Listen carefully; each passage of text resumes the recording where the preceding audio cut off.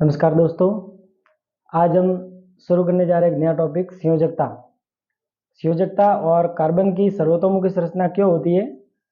Carbon जैसे भू property में 0.02% कार्बन पाया जाता है, लेकिन और वायुमंडल में कार्बन डाइऑक्साइड के रूप में 0.03% पाया जाता है, लेकिन फिर भी कार्बन की इतनी ज़्यादा मात्रा क्यों होती है। तो इसका कारण होता है, क्या कारण होता है उसका, वो पढ़ेंगे और संयोजकता पढ़ेंगे। तो संयोजकता क्या होती है।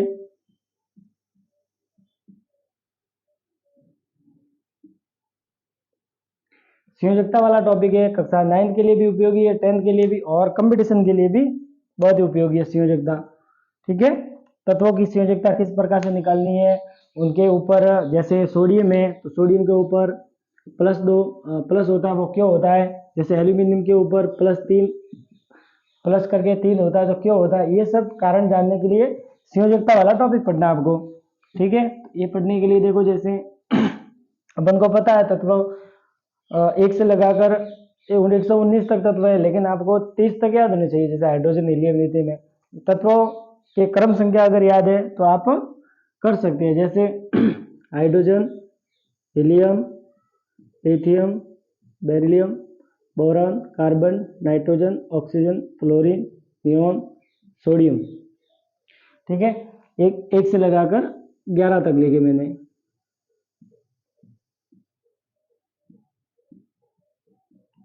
ग्यारह तक तत्व लिखे, 1 से लगाकर 11 तक, हीलियम से लगा हाइड्रोजन से लगाकर सोडियम तक। ठीक है, तो संयोजकता ज्ञात करने के लिए आपको क्या पता होना चाहिए, आपको परमाणु की संरचना के बारे में पता होना चाहिए। तो जैसे ये हाइड्रोजन परमाणु, तो ये लिखा मैंने हाइड्रोजन परमाणु। ठीक है, परमाणु का आकार गोल बताया जाता है, तो ये गोल आकार बताया। फिर क्या करना है आपको, परमाणु के बीच में नाभिक होता है। क्या होता है, नाभिक। नाभिक में होते हैं प्रोटॉन और न्यूट्रॉन होते हैं। आप जानते हो प्रोटॉन के ऊपर प्लस आवेश होता है, धन आवेश, और न्यूट्रॉन होता है वो निरावेशित होता है, तो नाभिक में होते हैं। और जो मॉडल पढ़ा था, कल भी पढ़ा था जे थॉमसन वाला, कि इलेक्ट्रॉन है वो बाहरी कक्षाओं में चक्कर लगाते हैं। ठीक है, ऐसे चक्कर लगाते हैं।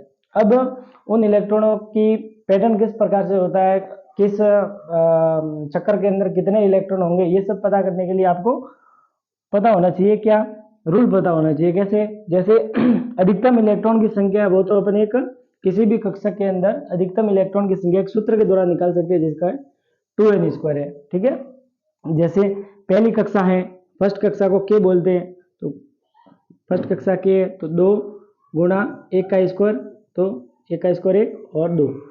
पहली कक्षा में अधिकतम कितने इलेक्ट्रॉन आ सकते हैं, 2 आ सकते हैं। फिर दूसरी कक्षा के बाद एल, 2 गुणा 2 का स्क्वायर बराबर 2 दूनी 4 दूनी 8, दूसरी कक्षा में 8 आ सकते हैं। इसी प्रकार m3।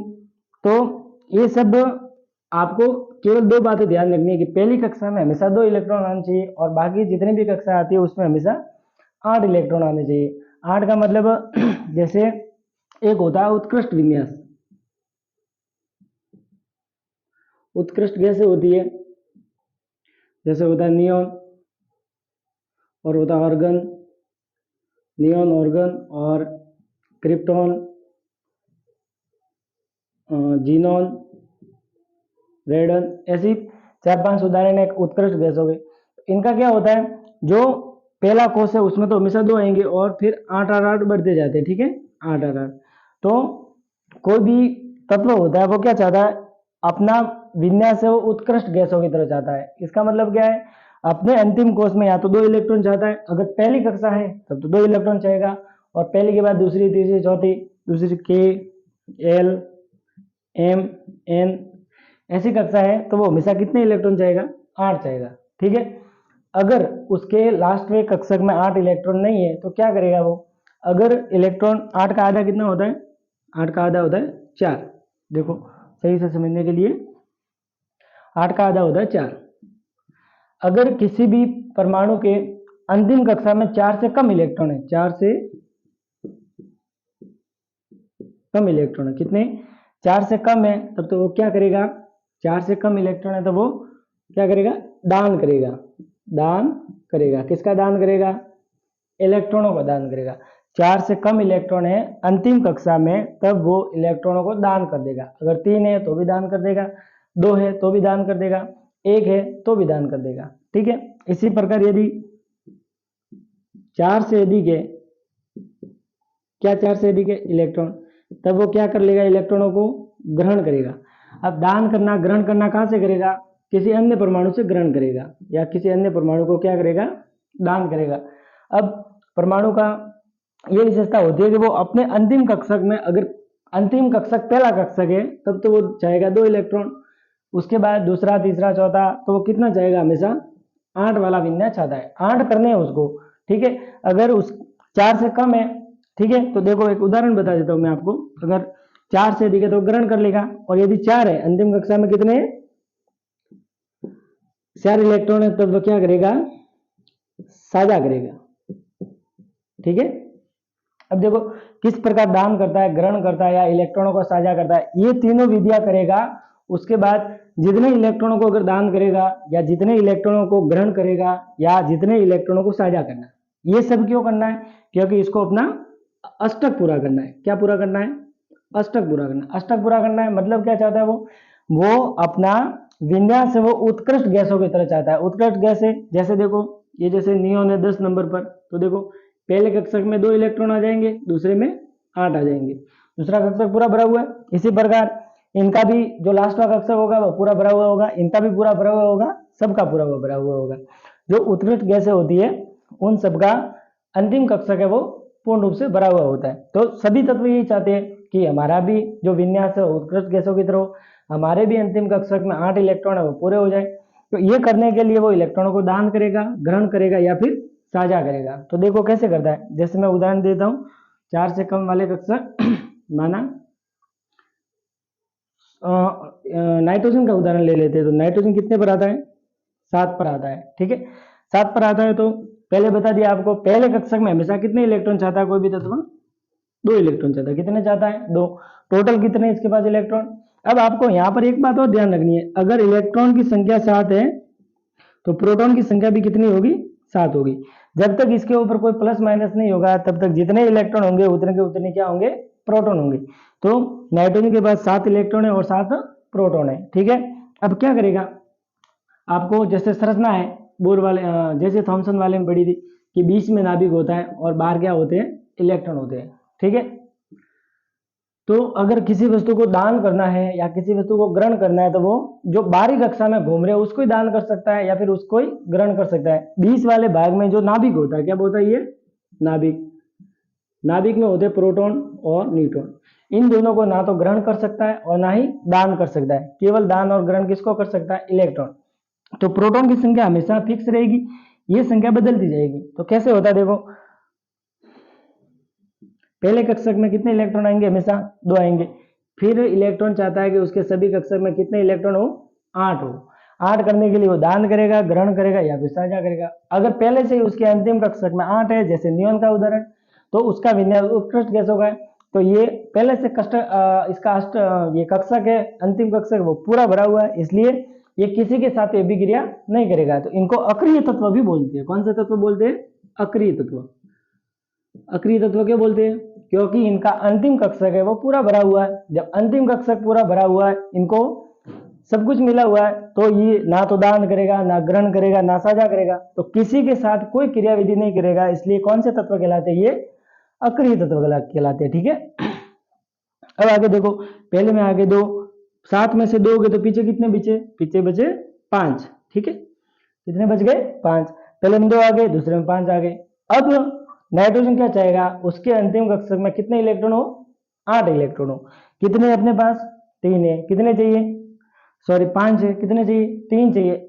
तो क्या करेगा नाइट्रोजन, किसी अन्य तत्व से 3 इलेक्ट्रॉनों को ग्रहण कर लेगा। क्या कर लेगा, 3 इलेक्ट्रॉनों को ग्रहण कर लेगा। तो देखो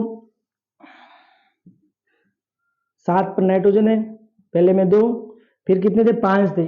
3 इलेक्ट्रॉन किसी अन्य तत्व से इसने ग्रहण कर लिए, तो 5 और 3 कितने हो गए, 8 हो गए। कितने हो गए, 8।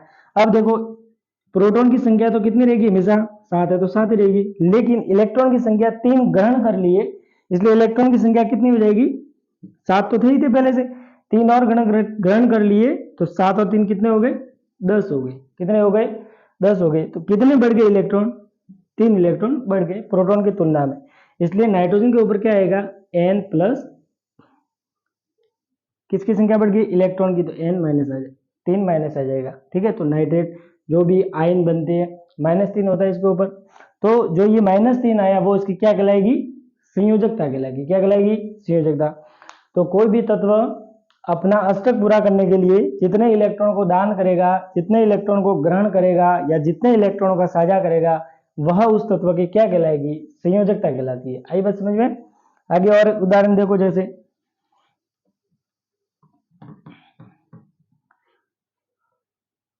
जैसे सोडियम का उदाहरण देख लेते हैं अपन।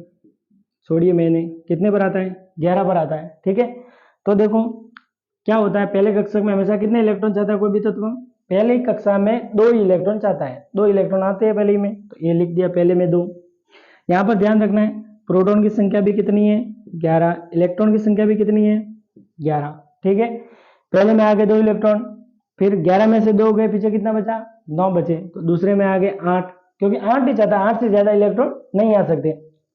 एक कक्षा का निश्चित पैटर्न होता है, उसमें अधिकतम इलेक्ट्रॉन 8 आ सकते हैं। अगर 8 नहीं है तो 8 बनाने के लिए किसी से ग्रहण करेगा या किसी को दान कर देगा या किसी से साझा करेगा। ठीक है, तो यहाँ पर 8 2 10 हो गए, कितने बचे, एक और बच गया। ठीक है, अब क्या करेगा ये, मैंने पहले ही कहा था कि अंतिम कक्षा में यदि 4 से कम इलेक्ट्रॉन है तब तो दान करेगा, 4 से अधिक है तो ग्रहण करेगा, और 4 ही है तो साझा करेगा। ठीक है, यहाँ पर देखो अंतिम कक्षा में कितने इलेक्ट्रॉन है, 1 इलेक्ट्रॉन है, 1 इलेक्ट्रॉन है, इसका मतलब 4 से कैसे है, कम है, 4 से कम है, तो अंतिम वाले कक्षा में जो इलेक्ट्रॉन उसका क्या कर लेगा, ये दान कर लेगा, किसी अन्य तत्व को दे देगा। ठीक है, अन्य तत्व किसको दे देगा, ये भी अपन पढ़ेंगे यहाँ पर ध्यान से। ठीक है, तो देखो यहाँ पर फिर क्या हो जाएगा, ये हो गया ऐसे, जैसे सोडियम में 11 है। ठीक है, 2 8, प्रोटॉन की संख्या कितनी है, 11, इलेक्ट्रॉन की संख्या कितनी है, देखो प्रोटॉन की संख्या 11, इलेक्ट्रॉन की संख्या 11 है। एक इलेक्ट्रॉन को दान कर दिया, क्या कर दिया, दान कर दिया, तो 11 थे तो कितने बच गए, 10 बच गए। अब देखो किसकी संख्या ज्यादा है, प्रोटॉन की संख्या ज्यादा है, कितनी ज्यादा है, 1 ज्यादा है, प्रोटॉन की संख्या कितनी ज्यादा है, 1 ज्यादा है। तो देखो अब इसका विन्यास करेंगे, 2 और 8 हो गया, यहाँ से 1 था उसको दान कर दिया। ठीक है, जिस भी तत्व को या परमाणु को आवश्यकता होगी उसको दे देगा ये, तो दान कर दिया। तो देखो प्रोटॉन की संख्या 1 बढ़ गई, कितनी बढ़ गई, 1, इसलिए सोडियम के ऊपर क्या आएगा, 1 आएगा। अब संख्या किसकी बड़ी है, प्रोटॉन की बड़ी है या इलेक्ट्रॉन की बड़ी है, तो अपन को पता ही है प्रोटॉन की बड़ी है। प्रोटॉन पर कौन सा आवेश है, धन आवेश है, इसलिए 1 लिखा। अब 1 को लिखो या मत लिखो, 1 को लिखने की आवश्यकता नहीं है, तो सोडियम प्लस आ जाएगा, सोडियम प्लस आयन बन गया। अब देखो अष्टक पूरा करने के लिए, उत्कृष्ट गैस विन्यास प्राप्त करने के लिए या अक्रिय तत्व का विन्यास प्राप्त करने के लिए कितने इलेक्ट्रॉनों को दान कर दिया इसने, 1 इलेक्ट्रॉन को दान कर दिया। कितने इलेक्ट्रॉन को दान कर दिया, 1 इलेक्ट्रॉन को, इसलिए इसकी संयोजकता क्या कहलाएगी, 1 कहलाएगी। तो परिभाषा यही होती है किसी भी तत्व द्वारा अपना अष्टक पूरा करने के लिए जितने इलेक्ट्रॉनों को ग्रहण किया जाता है या जितने इलेक्ट्रॉन को दान किया जाता है या फिर जितने इलेक्ट्रॉन को साझा किया जाता है, वो क्या कहलाती है, संयोजकता कहलाती है। ठीक है, तो परिभाषा आप ध्यान रखना, मैं लिखवा देता हूं परिभाषा।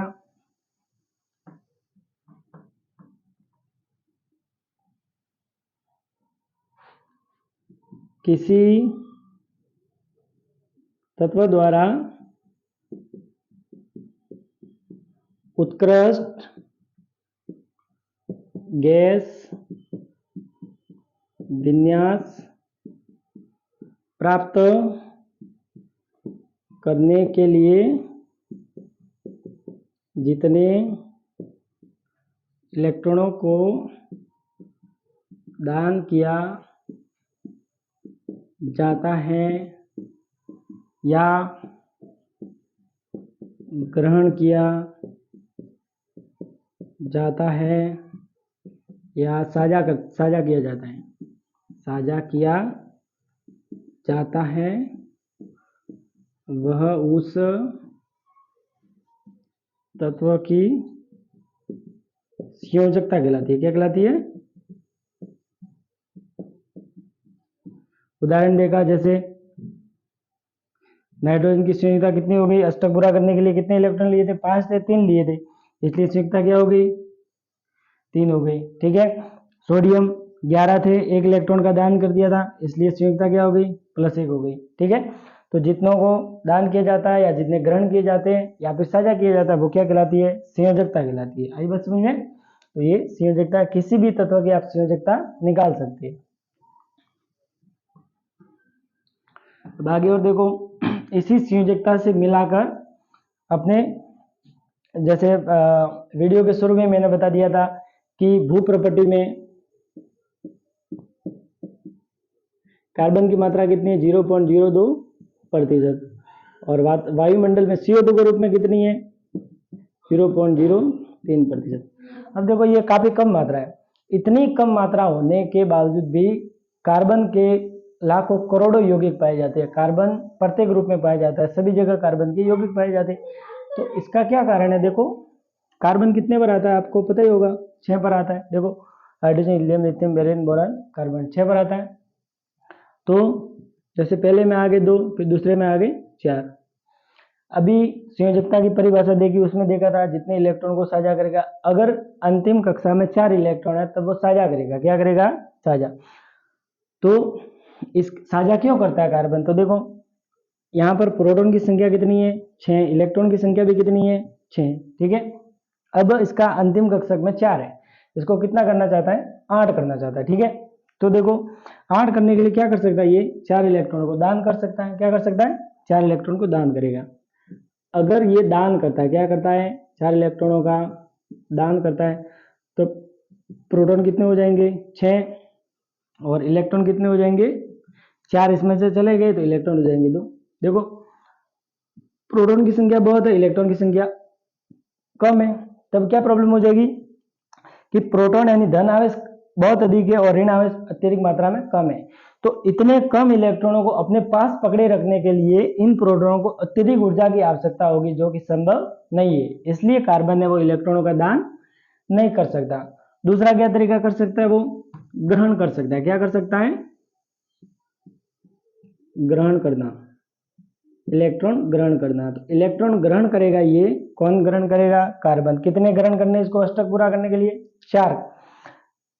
4 इलेक्ट्रॉन ग्रहण करने। तो कैसे होगा? पर प्रोटॉन की संख्या तो हो जाएगी 6 ही रहेगी। प्रोटॉन की संख्या कभी भी नहीं बदलती, बदलता कौन है? इलेक्ट्रॉन की संख्या बदलती है। इलेक्ट्रॉन की संख्या कितनी हो जाएगी? 10 हो जाएगी। 4 ग्रहण कर लिए तो कितनी हो जाएगी? 10। अब प्रोटॉन की संख्या 6 है और इलेक्ट्रॉन की संख्या 10 है, तो फिर क्या प्रॉब्लम हो जाएगी कि धन आवेश की मात्रा अत्यधिक कम है। मतलब 6 प्रोटॉनों को 10 इलेक्ट्रॉनों को पकड़ रखने के लिए, निश्चित कक्षाओं में शक्कर लगाने के लिए या फिर पकड़ रखने के लिए इसमें भी ज्यादा ऊर्जा की आवश्यकता होगी, जो भी संभव नहीं है। तो ग्रहण करके भी कार्बन अपनी संयोजकता पूरी नहीं कर सकता, ये भी संभव नहीं है। तब कार्बन के पास लास्ट विधि बचती है, वो क्या है? साझा करना। क्या करना? साझा करना। तो कार्बन इलेक्ट्रॉनों को क्या करेगा? साझा करेगा, किसी अन्य तत्व के साथ साझा कर लेगा।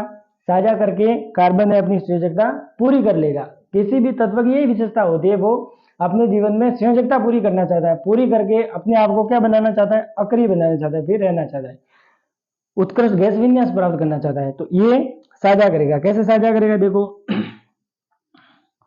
जैसे अपन को पता ही है, हाइड्रोजन है, कितने नंबर पर आता है? 1 पर आता है। तो इलेक्ट्रॉन की संख्या भी कितनी है? 1, और प्रोटॉन की संख्या भी कितनी होगी? 1।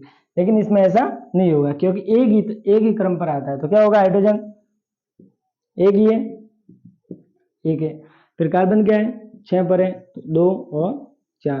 कार्बन के अंतिम कक्षा में कितने इलेक्ट्रॉन? 4 है। हाइड्रोजन की अंतिम कक्षा में कितने हैं? 1 है। अब उत्कृष्ट गैस विन्यास प्राप्त करना है, तो पहली कक्षा है तब ये इलेक्ट्रॉन, मतलब अंतिम कक्षा है वो पहली कक्षा होगी, तो 2 इलेक्ट्रॉन चाहेगा ये, और ये 4 चाहेगा। तो देखो कार्बन के 4 इलेक्ट्रॉन, देखो 1, 2, 3 और 4। इसी प्रकार 4 हाइड्रोजन मिल जाएगी इसके साथ, एक हाइड्रोजन का परमाणु, दूसरे हाइड्रोजन का परमाणु, तीसरे हाइड्रोजन का परमाणु और चौथे हाइड्रोजन का परमाणु। तो 1, 2 हाइड्रोजन की संयोजकता होगी पूरी, 1, 2 इस हाइड्रोजन की संयोजकता भी होगी पूरी, 1, 2 इसकी भी होगी पूरी, और इस हाइड्रोजन की संयोजकता भी होगी पूरी। तो देखो हाइड्रोजन के परमाणु और कार्बन के परमाणु दोनों ने साझा किया। क्या किया? साझा किया। 1, 2, 3, 4, 5, 6, 7, 8, ठीक है। तो ये 1, 2, 3, 4, 5, 6, 7, 8, ठीक है।